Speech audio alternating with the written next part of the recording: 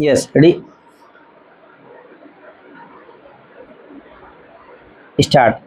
I very much welcome the budget that has been presented by the Honorable Finance Minister. In doing so, I would like to address myself to one important aspect of budget making. The budget goes a thousand ways to the root of the prosperity of individuals, to the relation between classes, and to the strength of the government themselves. The present budget, apart from the arithmetic of it, must also solve the problems that are facing the country today, and I am certain that we shall go the right way in solving them. The Congress governments are in charge of the country. We have got a name, an ideal, and a program, and we have to reach the ideal. The Congress has stood all these years for the creation of a cooperative commonwealth which was called Ram Raj by the father of the nation. Now in this budget, if we can find anything that will go towards that ideal, we shall be very much satisfied.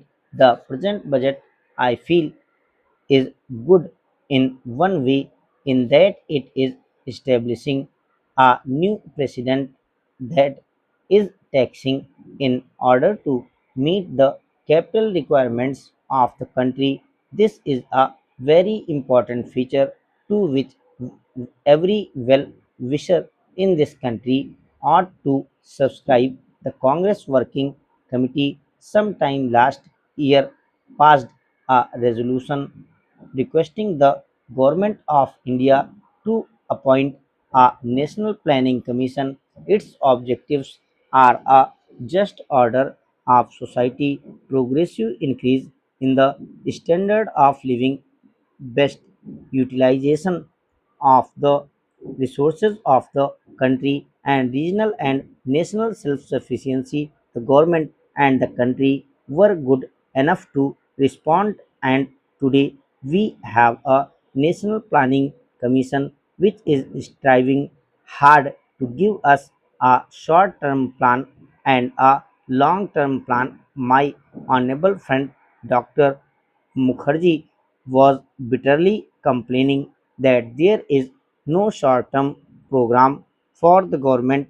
Anybody who has been seen the budgets of the state governments as well as that of the central government will find that they are not devoid to such plans. Really, there are a number of schemes which have begun to fructify or which are going to fructify in the very near future, and therefore the complaint that everything has been left to starvation is not correct. Then there is no gainsaying the fact that the country is really in a bad economic situation. Everybody knows it. We know that there is poverty, and that poverty is increasing on account of a number of circumstances, including the pressure of population, which is peculiar not only to our country but to a number of other Asian countries.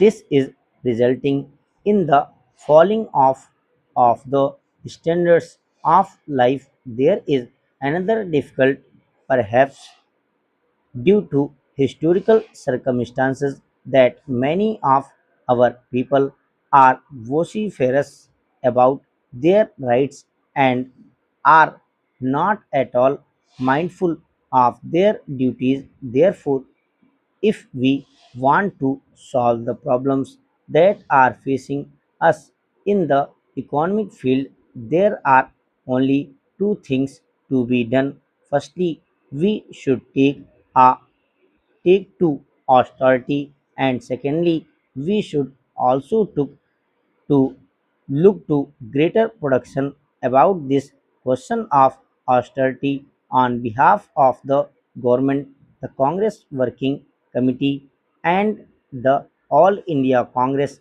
Committee have appealed to the country more than once. People feel that some magic can be done and that tomorrow morning we can find our Ram Raj established. The father of the nation, when we when he started his great movement for the freedom of our country, taught us to fight and also taught us the need for the constructive program. We heard him about the former and responded, but had we responded with equal vigor as regards the constructive program, the country would not have been facing the economic situation with which it is faced today.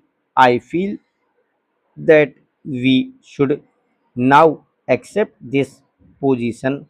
Criticism has been made about the need to save and invest. It is estimated that while we are producing to the tune of rupees 6,000 crores a year, we are consuming about 98% and we are only saving 2% out of it. Unless we save at least 8%, we will not be able to get the money necessary both for our mid-term projects as well as our long-term projects. In order to achieve this object, we should make less use of scarce products, or we must find alternative products to satisfy our needs. I would like to narrate an example from the history of Japan. Now, as I told you, I do not like to go into the other details in the budget. One important feature is about taxation.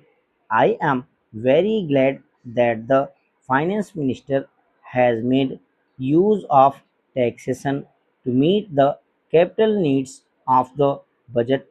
I very much support him in that matter, but I agree with Dr. Syama Prasad Mukherjee to this extent that the taxation measures of this country must be re-examined so that they will not impinge upon the middle classes